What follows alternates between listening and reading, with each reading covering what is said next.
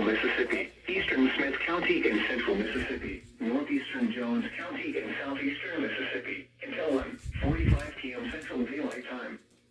At 1:05 p.m. Central Daylight Time, a severe thunderstorm was located over Moss, or near Stringer, moving northeast at 55 miles per hour.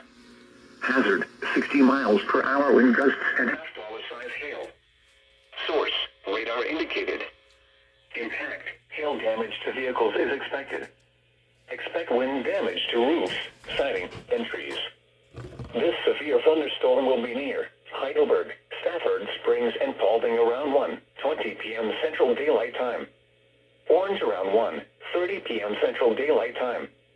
Other locations impacted by the severe thunderstorm include Silvarena, Montrose, and Moline. For your protection, move to an interior room on the lowest floor of a building.